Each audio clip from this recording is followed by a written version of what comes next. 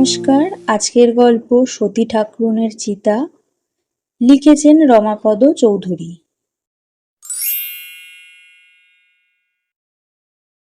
গল্পের রস মিলবে না হয়তো, কিন্তু গল্পের চেয়েও চমকপ্রদ এই যশাই পণ্ডিতের উপাখ্যান। জেলা বাঁকুড়া, মহকুমা বিষ্ণুপুর, বিষ্ণুপুর থেকে 7 ক্রোশ পূবে ময়নাপুর, কাশারিদের গ্রাম। গ্রামের এদিকে একখানা ভাঙা পুরনো বাড়ি, লোকের মুখে দেওয়ানজির কাছারি।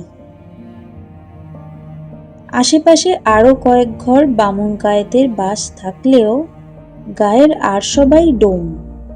সে কি আজকের কথা? অকলঙ্ক বাড়ুজ্যে যেদিন দেশে ফিরলেন, ময়নাপুরের লোক তখন বিষ্ণুপুরকে বলতো শহর, আর বাঁকুড়া ছিল বিদেশ। বিষ্ণুপুরে একটা মশলাপাতির দোকান ছিল অকলঙ্ক বাড়ুজ্যের।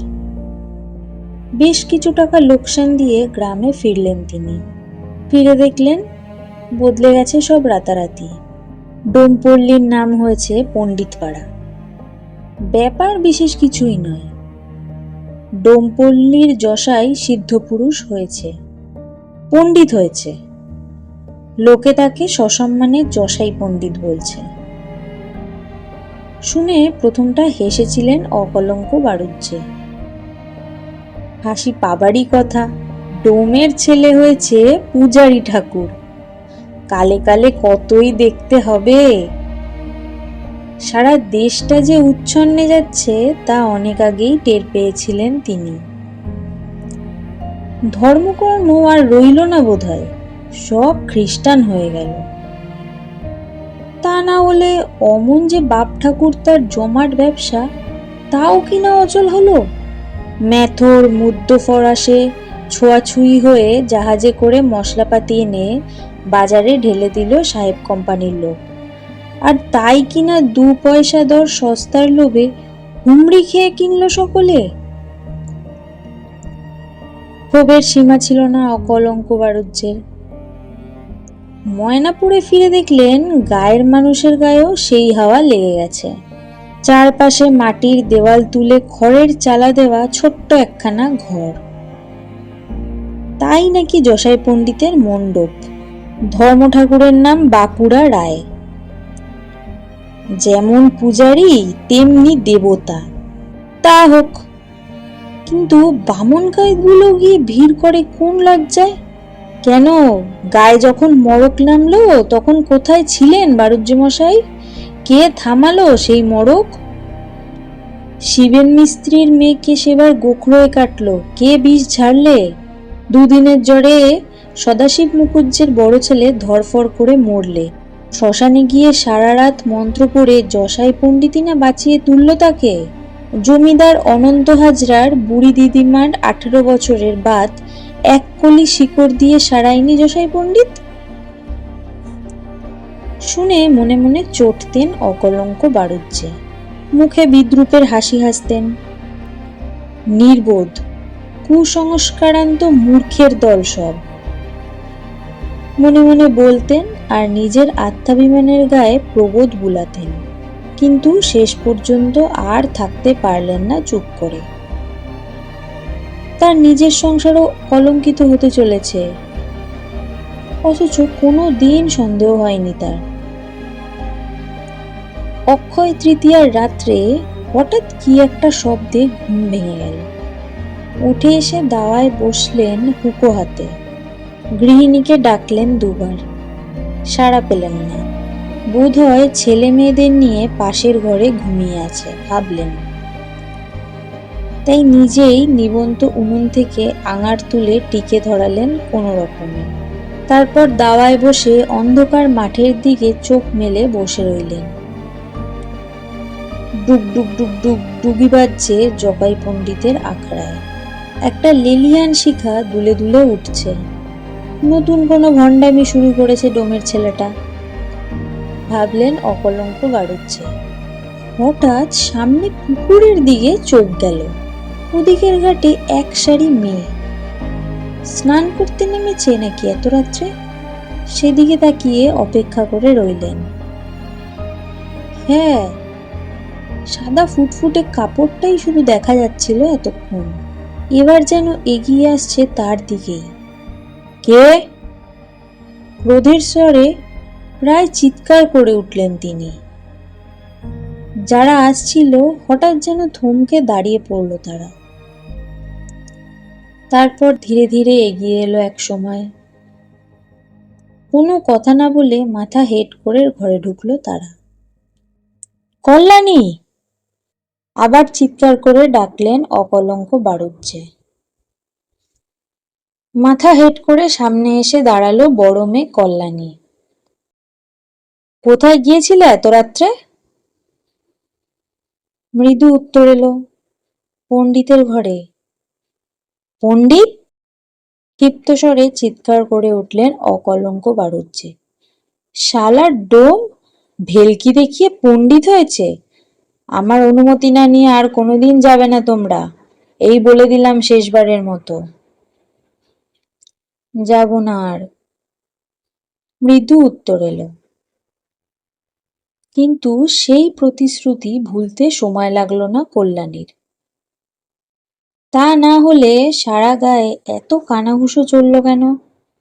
ডোমপল্লীতে হাসির হুল্লোড় উঠল কেন কল্যাণীর নামে?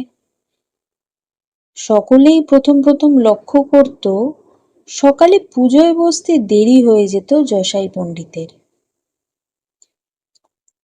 কোষাকুষি ধুয়ে ফুল বেলপাতা নেড়ে সময় কাটাতো কেবল। তারপর এক সময় স্নান সেরে এলো চুলে এসে হাজির হতো কল্যাণী। সমস্ত শরীরে যৌবনের পুষ্প ফুটিয়ে, মুখে মুক্তোর হাসি দুলিয়ে পুজোর উপকরণ সাজিয়ে দিত। ধর্ম ঠাকুর বাঁকুড়া রায়ের পুজোয় বসত তখন যশাই পণ্ডিত। উচ্চ গম্ভীর স্বরে মন্ত্রপাঠ শুরু করত। বাঁকুড়া রায়ের মূর্তির পাশে একটা জবা পুষ্প রেখে মন্ত্রপাঠ চলত যতক্ষণ না সেটি নিচের ঘাটের মুখে এসে পড়ে মন্ত্রর শক্তিতে। জবা ফুলটি ঘাটের জলে ছিটকে এসে পড়লে তবেই পুজো সাঙ্গ হতো। শান্তি জল বিতরণ করত যশাই পণ্ডিত। যেদিন কল্যাণী আসত না সেদিন জবা পুষ্প বাঁকুড়া রায়ের চরণেই থাকত, কিছুতেই ঘটের মুখে এসে পড়ত না। যশাই পণ্ডিত বলতো, ধর্ম ঠাকুর অসন্তুষ্ট হয়েছেন, কল্যাণীর সেবা না পেলে খুশি হবেন না। লোকে বিশ্বাস করত সে কথা। বলতো, ভক্তির গুণে যশাই ডোম হয়েও পণ্ডিত, কিন্তু বাঁকুড়া রায় হলেন জাগ্রত দেবতা, তাই ব্রাহ্মণ কন্যার সেবা না পেলে অতৃপ্ত থেকে যান। এ কথা শুনে শুধু হাসত ডোমপল্লী। যশাই ডোম পণ্ডিত হবার পর তার আত্মীয় স্বজনরাও পণ্ডিত নাম নিয়েছিল। অন্য ডোমদের ছোঁয়া খেত না তারা। বামুনদের যেমন পৈতে, তেমনি পণ্ডিত ডোমদের তাম্র হতো। ধর্ম ঠাকুরের পুজো দিয়ে হাতে একটা তামার আংটি পরত পণ্ডিত ডোমরা। তাম্র না হলে মণ্ডপে ঢুকতে পেত না তারা। তাম্র হওয়ার অধিকারও ছিল না অন্য অন্য ডোমদের। মনে মনে তাই রাগ ছিল যশাই পণ্ডিতের উপর। তাই শেষ পর্যন্ত অকলঙ্ক বাড়ুজ্যের কানে উঠল কথাটা। ধর্মরক্ষার কোনো পথ খুঁজে না পেয়ে গ্রামেরই এক ৮০ বছরের কুলীন বৃদ্ধের সঙ্গে কল্যাণীর বিয়ে দিয়ে দিলেন তিনি। আর নিজের বৈঠকখানায় বিষ্ণুমূর্তি প্রতিষ্ঠা করলেন। বললেন, স্বপ্নাদেশ পেয়েছি, এই ডোম কলঙ্ককে গ্রাম থেকে তাড়াতে হবে। সকলে শুনল। অকলঙ্ক বাড়ুজ্যের বিষ্ণুমূর্তিকে প্রণামও জানিয়ে গেল দু একদিন, কিন্তু ওই পর্যন্তই। বাঁকুড়া রায়ের মণ্ডপে ভিড় কিন্তু কমল না এতটুকুও। রোগে মড়কে আগের মতোই ছুটে গেল তারা যশাই পণ্ডিতের কাছে। হাঁসের পালক থেকে যেমন জল খসে পড়ে, যশাই পণ্ডিতকে স্পর্শ করেও করে না কোনো অপবাদ। আর যেটুকু হাসাহাসি কানাচুপি তা ওই কল্যাণীকে ঘিরে। অথচ সে অপবাদে কান দেয় না কল্যাণী। বৃদ্ধ স্বামী তার খুব খুব করে কাশে, তামাক খায়, গল্প করে। আর কল্যাণী সারাটা দিন থাকে যশাই পণ্ডিতের আখড়ায়। গভীর রাতে কোনোদিন আখড়া থেকে বেরিয়ে বাড়ির পথ ধরে কল্যাণী। দু একজন যারা দেখে চাপা গলায় বলে ডাইনি। পাশের লোক শুনে হাসে, কিন্তু ধর্মের কল বাতাসে নড়ে বললে বুড়ো বুড়িরা। কান্নার রোল উঠত শুনে। বামুনদের মেয়েটা রাস্তা পরিষ্কার হলো এবার, বললে ডোমপাড়ার ছেলে ছোকরারা। যশাই পণ্ডিতের কানে যখন খবর পৌঁছালো কল্যাণীর বুড়ো স্বামীকে তখন শ্মশানে নিয়ে যাওয়া হয়েছে, শুনেই শ্মশানে ছুটল যশাই। শ্মশানে গিয়ে যখন পৌঁছালো চিতা সাজানো হয়ে গিয়েছে, পাশাপাশি জোড়া চিতা। এক পাশে ভিজে কাপড়ে দাঁড়িয়ে আছে কল্যাণী, হাত আর পা শক্ত করে বাঁধা তার। মুখের স্বর রুদ্ধ করে আছে কাপড়ের বাঁধন। সতী হবে কল্যাণী। সতী ছিল কল্যাণী মা, বললেন অকলঙ্ক বাড়ুজ্যে। তারপর নিজে পরীক্ষা করে দেখলেন কল্যাণীর বাঁধনগুলো। স্বামী মরলে সতী হতেই হবে এমন কোনো কথা নেই, কিন্তু কল্যাণীর নামে অপবাদ যখন আছে আর অকলঙ্ক বাড়ুজ্যের আছে আরো দুটি অনুরা মেয়ে, তখন সতী তো হতেই হবে কল্যাণীকে। ওদিকে গনগনে আগুন জ্বলছে তখন। অন্ধকারে তামাক খেতে খেতে চাড়াল দুটো মাঝে মাঝে তাকাচ্ছে কল্যাণীর দিকে। না, কল্যাণীর চোখে জল নেই। এক দৃষ্টে যশাই পণ্ডিতের আখড়ার দিকে তাকিয়ে আছে কল্যাণী। ওখানে একটা লেলিহান শিখা দুলে দুলে উঠছে আকাশে। এমন সময় হঠাৎ চিৎকার শুনে চমকে উঠল কল্যাণী। কল্যাণী, কল্যাণী! চিৎকার করতে করতে এসে পৌঁছালো যশাই। আর পর মুহূর্তেই ঝরঝর করে কল্যাণের দু চোখ বেয়ে অশ্রু গড়িয়ে পড়ল। এতক্ষণ বুঝি পণ্ডিতেরই অপেক্ষায় ছিল সে। অকলঙ্ক বাড়ুজ্যে বাধা দিতে গেল, ধাক্কা দিয়ে সরিয়ে দিল যশাই। কল্যাণীর বাঁধন কেটে দিল কোমরের ধারালো ছুরি দিয়ে। হৈ হৈ করে উঠল সকলে, কল্যাণী সতী হবে, কল্যাণী সতী হবে। রুখে দাঁড়ালো যশাই, বললে হবে কি গো, কল্যাণী সতীই যে ছিল। আর আমার বাঁকুড়া রায়, আমার ধর্ম ঠাকুর যদি সত্যি হয় তাহলে কল্যাণী সদবা থাকবে, এ মরা বাঁচিয়ে তুলবো আমি। মরা বাঁচিয়ে তুলবে? যশাই পণ্ডিত মরা বাঁচিয়ে তুলবে? অসম্ভব নয়, সকলেই স্বীকার করল। আহা, তাই যেন হয়। হঠাৎ অকলঙ্ক বাড়ুজ্যে যশাই পণ্ডিতের পা জড়িয়ে ধরলে, বললে বাঁচিয়ে তোলো পণ্ডিত, কল্যাণী মাকে যেন চিতায় উঠতে না হয়, বলে ঝরঝর করে কেঁদে ফেললেন অকলঙ্ক বাড়ুজ্যে। যশাই অকলঙ্ককে শান্ত করে বললে, আমার ধর্ম ঠাকুর যদি সত্যি হয় তাহলে চিতা থেকে উঠে আসবে কল্যাণীর স্বামী। হাসি দেখা দিল কল্যাণীর মুখে। ধীরে ধীরে কাছে এগিয়ে এলো সে, গলায় আঁচল দিয়ে যশাইকে প্রণাম করলে। যশাই তখন পাগলের মতো, মুখে কেবল একটি কথা, মরা বেঁচে উঠবে, মরা বেঁচে উঠবে। চিতার সামনে দাঁড়িয়ে চিতা পরিক্রমা করতে করতে মন্ত্রপাঠ শুরু করলো যশাই। খবর শুনে এদিকে সারা গায়ের লোক জড়ো হয়েছে। থেকে থেকে শাঁখ বাজাচ্ছে মেয়েরা, ডুগি বাজাচ্ছে ডোমের দল। সকলের চোখ চিতায় তোলা বুড়োর মুখের দিকে। উদ্গ্রীব উৎকণ্ঠায় সবাই তাকিয়ে আছে সেদিকে। চোখে আশা, মনে আশঙ্কা। শুধু একজনের মুখে শান্ত হাসি আর স্থির বিশ্বাস। যতই সময় যাচ্ছে, যতই তীব্র হয়ে উঠছে যশাই পণ্ডিতের কণ্ঠস্বর, অবিশ্বাস উকি দিচ্ছে যেন সকলের চোখে। কিন্তু কল্যাণী একাগ্র মনে তাকিয়ে আছে যশাই পণ্ডিতের মুখের দিকে। ও জানে মৃতকে জীবনদান করতে পারে যশাই।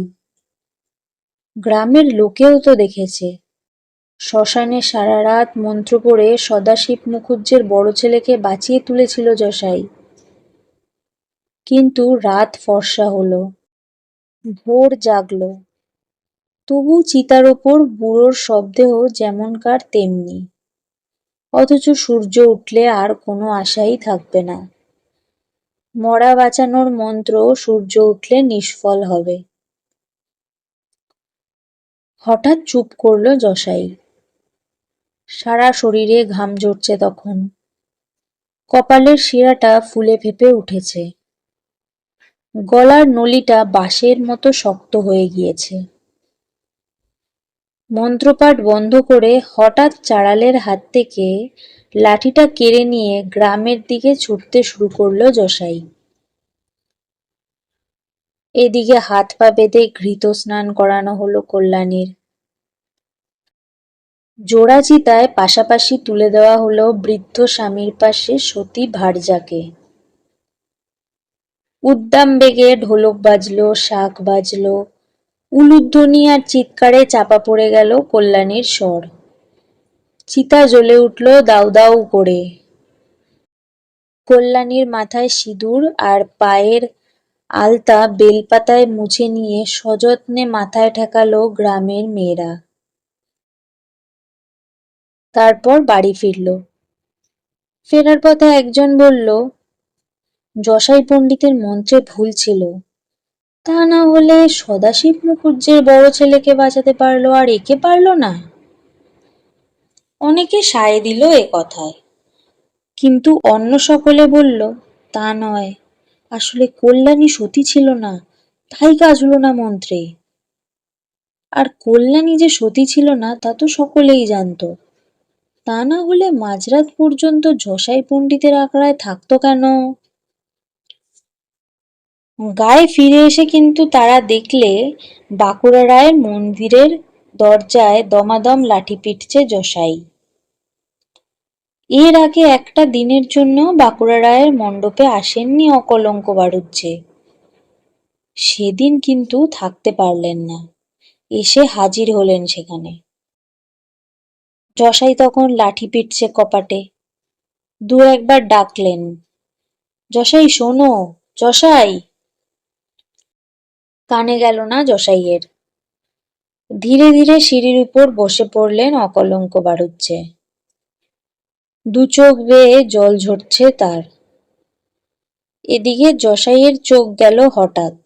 বাড়ুজ্জের কাছে এসে বলল, বামুন মশাই, বাঁকুড়া রায় মিথ্যে, বাঁকুড়া রায়ের পুজো আমি আর করব না। এই বলে কাঁধে লাঠি নিয়ে বেরিয়ে গেল যশাই। দিন মাস বছর কেটে গেল, যশাই পণ্ডিতের আর কোনো খোঁজ মিলল না। অনেকে ভুলে গেল, অনেকে বললে কল্যাণী সতী হওয়াতেই মনের দুঃখে আত্মঘাতী হয়েছে যশাই। এদিকে বাঁকুড়া রায়ের পুজো শুরু করেছেন অকলঙ্ক বাড়ুজ্জে। গ্রামের ধর্ম ঠাকুর, জাগ্রত দেবতা, তাকে তো ফেলে রাখা যায় না। কিন্তু তেমন ভিড় হয় না, তেমন বিশ্বাসও যেন নেই কারো। কই আগের মতো তো নিজের চোখে কেউ দেখতে পায় না।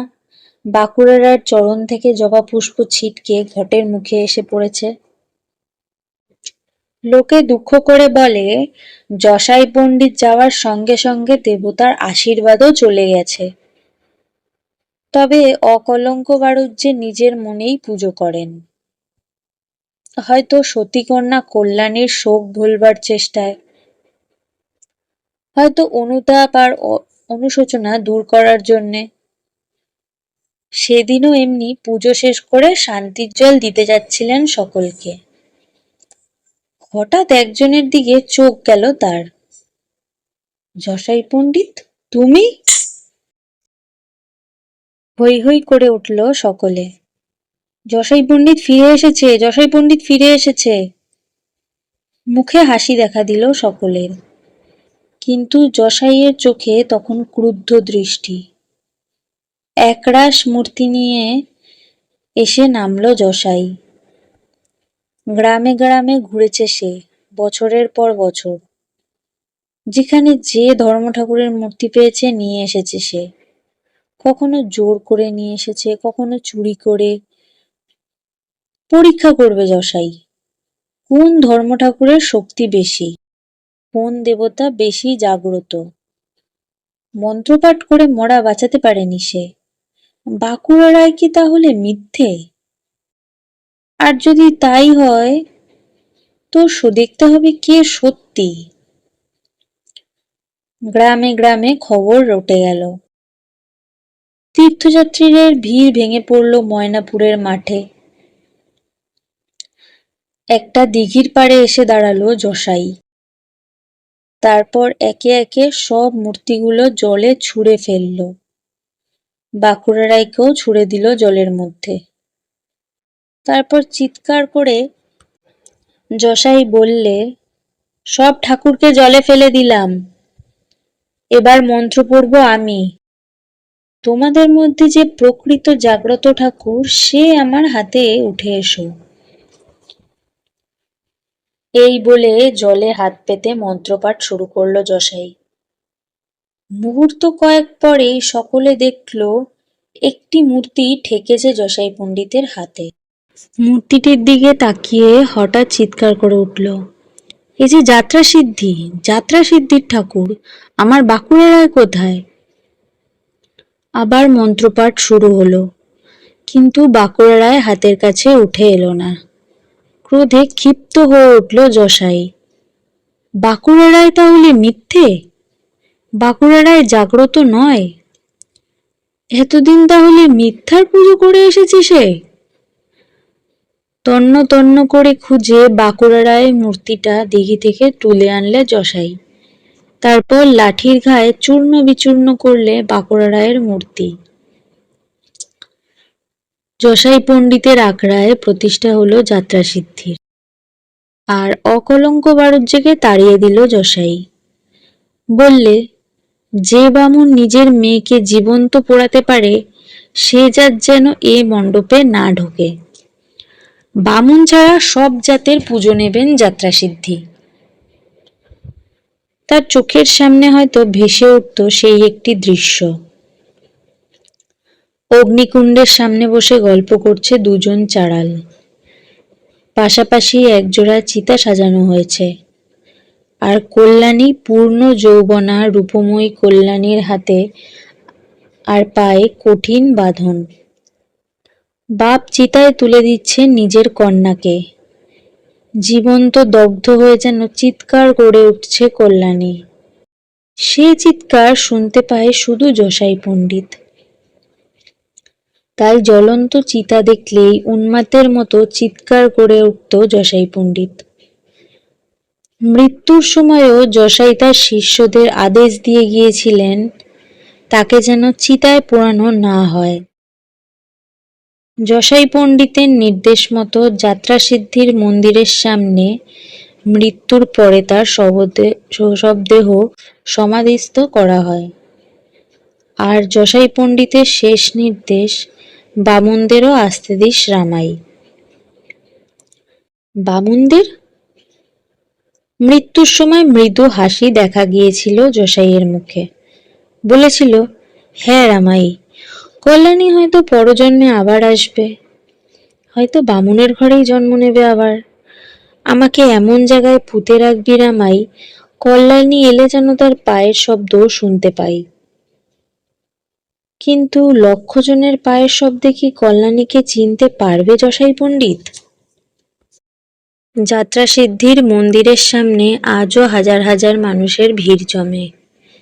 জসাই পণ্ডিতের সমাধির উপর দিয়ে হেঁটে যেতে হয় তাদের। দূর দূর দেশ থেকে আজও হাজার হাজার লোক আসে যাত্রা সিদ্ধির মেলায়। জেলা বাঁকুড়া, মহকুমা বিষ্ণুপুর। বিষ্ণুপুর থেকে 7 ক্রোশ দূরে ময়নাপুর। ময়নাপুরে যাত্রা সিদ্ধির পুজো দিয়ে যায় তীর্থযাত্রীরা, কিন্তু কেউ খবর রাখে না। সতীদাহের কলঙ্ক মুছে ফেলার জন্য প্রথম বিদ্রোহ ঘোষণা করেছিল ডোমপল্লীর একটি অশিক্ষিত পূজারী। নমস্কার। গল্পটা যদি ভালো লেগে থাকে তাহলে লাইক, শেয়ার, কমেন্ট করবেন আর আমার চ্যানেলটিকে সাবস্ক্রাইব করে দেবেন।